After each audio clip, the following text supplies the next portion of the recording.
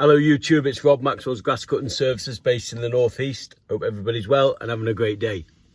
Today's video, I've been asked by a few of my customers and a few of me subscribers and you guys who watch, am I working on Monday? The Queen's funeral. The answer is no, I'm not. Out of respect. I'm an ex-Royal Marine Commando. Very proud of that fact, and I'm very pro the monarchy. Now, not everybody is, and that's fine. I respect everybody's decision. We live in a democratic society. You do whatever you want. But me personally, I feel that it's right to take the day off, and I won't be working. But today's video, the day I met the Queen, and it didn't go well. Right, now bear with me, I'm going to keep it as short, excuse me, and concise as I can. It's 1986, it's June, and I'm 17 years and 10 months, and I passed out a Royal Marine Commando training the year before in November. Went to 4-2 Commando Royal Marines based in Bickley Barracks in Plymouth, and we get told in the spring of 1986, this summer we will be doing royal duties looking after the Queen at Windsor Castle whilst Fergie and Andrew get married. I didn't have a clue. I didn't even know where Windsor Castle was. I'm from a pit village in North Nottinghamshire. I've never been abroad. I don't think I'd ever been in a restaurant at that time. You know, times are hard. All of a sudden I'm going to Windsor Castle, and some of the old sweats in the unit went, oh, it'd be great, Windsor Castle. You know, you'll be on the gate and there'll be girls coming up, putting the numbers in your belt. It's going to be great. It's going to be a fantastic tour. So I thought, all right. So we started the beat-up training.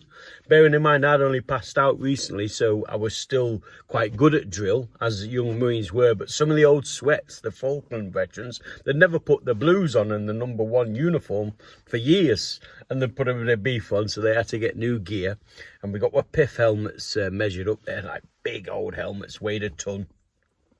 And we carried the new weapon, the SA-80. Because the SLR was just gone out, and it was a small weapon, and you had to carry it across your chest, your waist like that when you were standing, so your arms used to go numb, and it was a nightmare. You had to keep flicking it up. And anyway, so we does the training, we get to Windsor Castle, and I was a bit annoyed because they said you had to be 6 foot to go on the front gate and all the public gates. Well, I wasn't happy about that. That's another story.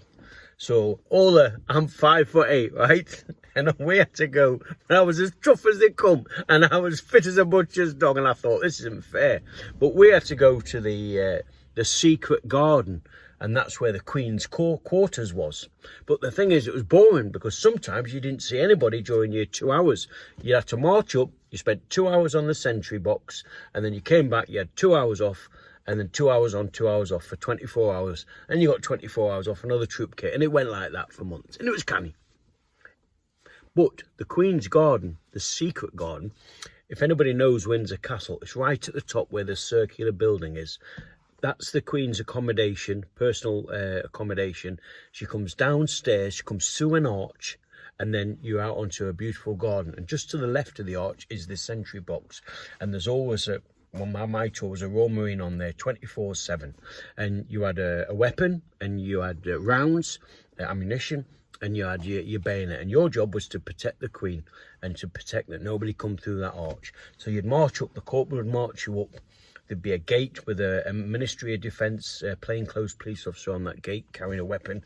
He'd let you in, and you'd march in. You'd take over from your oppo, and then you'd stand there. But sometimes the Queen, more regular than you think, came down the stairs and she walked the dogs onto the secret garden, her garden. It was massive, it was gorgeous. And then there'd be a police officer, plainclothes one, walking around the edge. And you were there looking at the Queen. And, you know, so as she came past, you had to be on your mettle because the arch was to the right and you couldn't look round, you couldn't see it. And all of a sudden you'd see her, so you'd have to go, poof, come to attention, get your weapon in the present arms position, that's a salute. She'd go past and she'd give you a wave. And she was always walking the dogs mid-afternoon. But mid-afternoon, the sun used to come down and it was baking on you and you were red hot. And they said every 15 minutes you come to attention, you march 5 paces that way, 5 paces that way, then you go and stand still again. Well, my arms used to be aching from this weapon, you know, because it was kind of heavy. And then your feet were in these parade boots, so you're trying to move your toes, keep yourself moving. The sweat was coming off me. Anyway, the Queen walks past me and she dresses in a headscarf, a formal, she used to remind me of my nana actually, as in a formal skirt underneath the knee, like a blouse with a cloth. She was always very, you know, well turned out, even while she was relaxing. And this day she walked past with all the dogs and I came up and I presented my arms and she gave a little wave and off she went and walked the dogs. Then she's coming back and you can see her and my adrenaline was pumping. So attention, come to attention, present arms. She waved and went back. Thought nothing of it. And I thought, wow, I've just seen the Queen as far as, you know, 6-7 feet away. And I'm just a daft lad from a pit village. I thought, wow, I've made it. You know, it was amazing. Now, if that was a story, that would be great, but it gets worse. About 10 minutes later, this guy came through the arch, right, around and stood in front of me. And he had a little tray and a glass of water. And I now know he was one of the Queen's page boys. He was one of the Queen's page boys, okay? Now, and he said to me, right, he says, Her Majesty has said it's very hot. Would you like to stand in the shadows at the rear of the sentry box and enjoy a glass of water? Well, we were told you don't speak to anybody. You do your job and you be professional. We're the Royal Marines. We're elite fighting force. You know, we took over from the Cheshire Regiment or something. And we were, well, we were told, be on your mettle. So I'm 17, not even 18 yet. And I'm sat there thinking, I've been told I cannot take anything. And I said, thank you very much. Much appreciated, but I'm fine. I'm a highly trained Royal Marine. I'm fine, but thank you.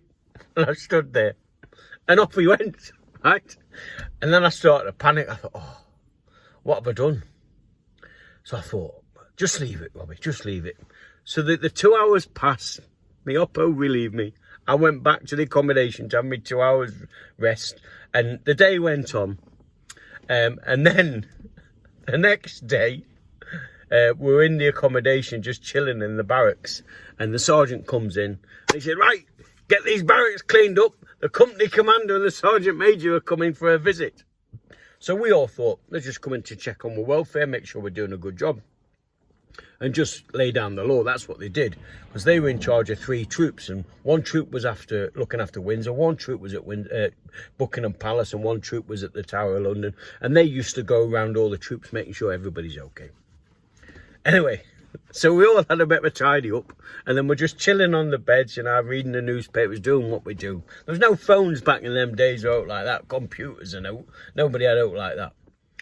And then all of a sudden, the sergeant major come in, he shouted my name.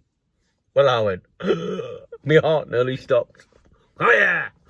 So I had to go in and speak to the company commander. Always remember the company commander's name. His name was Captain Boswell. Obviously, the Boswells were a Scouse sitcom at the time, so I remember it. But he was mountain leader, ex-Falklands veteran, very, very powerful man, and spoke very posh, but he was highly respected throughout the Royal Marines. And the sergeant major, he was a big man. I can't remember his name. And I had to go and see them. And the troop commander, who's a lieutenant, he went, what's going on? I said, I've got no idea, sir. And anyway, I had to go in the office and marched in, stand still, don't salute. I thought, oh my God, now I'm in trouble. And he said, is it true that you declined a glass of water from Her Majesty? And I went, no, sir. And he went, were you on duty at such a time, on such a day? I said, at such a location. I said, yes, sir. And he said, and did you decline a glass of water? I said, I did, sir, but it wasn't from Her Majesty. I said, it was this chap came out from nowhere, and he was dressed in like a black trousers and a red jacket, and he said, would you like a glass of water? And I thought, I can't do that because my orders said must be professional, must be alert all times. And so I said, no, thank you. And I said, thank you very much for the offer, but no, thank you. I'm fine. And I carried on with my tour of duty and did what I did, sir. I said, I didn't mean to upset anybody, and certainly not Her Majesty the Queen, sir. And he looked and thought, And he went, wait outside. So the Sergeant Major, attention, about turn, quick march. They're having a bit of a chat. And in comes the troop commander and the troop sergeant. I now know what they said, but I didn't at the time. And they basically said, he's a canny lad, he's a hard grafter, and he's done the right thing. He's probably just thought it was, a member of staff offering him a drink, and he shouldn't do that. He probably didn't hear that it was from Her Majesty. Well, I did, but I still panicked, and I didn't take it. I thought it would be the wrong thing to do.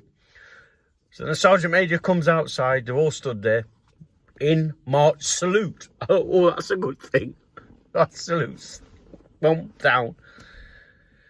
And Captain Boswell, his attitude had changed. He says, look, there's been a report that Her Majesty saw you on duty and it was very hot, and she said you could take your pith helmet off, relax for 5 minutes and have a glass of water. And it's a very kind thing to do. And I now know that she did that regularly in the secret garden because nobody could see. There was no CCTV back then.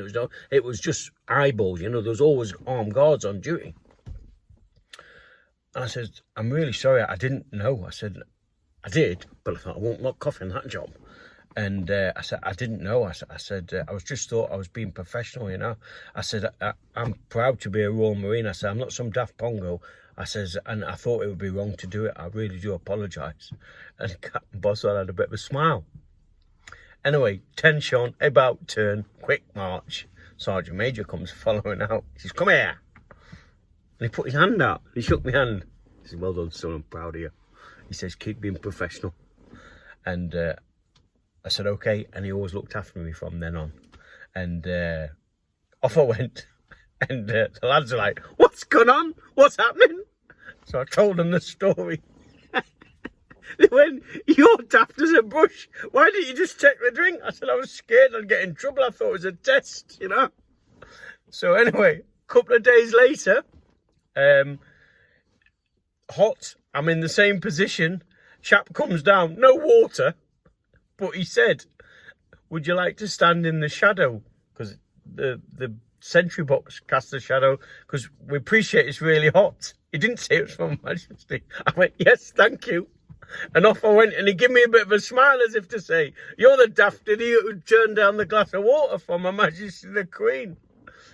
For a long time, I got so much stick over that, in a nice way. But, yeah, that was my story when I met the Queen. 1986, guarding Windsor Castle for Prince Andrew and Lady Ferguson's wedding. And I've got to say, the Queen was lovely. She was very, very kind, very respectful. She always waved, she always smiled, and what a lovely lady. So, that's my story. We've all got one, haven't we? And if people think I'm not being honest, it's as true as I'm sitting here. And there'll be ex-Royal Marines watching this, or ex-soldiers who have done royal duties, and you live close and personal with the royal family. You're guarding them, protecting them, and they're always, milling about, and they are very respectful and very kind and wave and thank you. And yeah, it was lovely. So that's me. So on Monday, I won't be working. I'll be raising a glass for Her Majesty the Queen. Anyway, that's me for today. Take care. And remember, when the green gold's growing, keep mowing. And it's growing at the minute, isn't it? It's back. It's certainly back. Take care. See you soon. Watch what you're doing.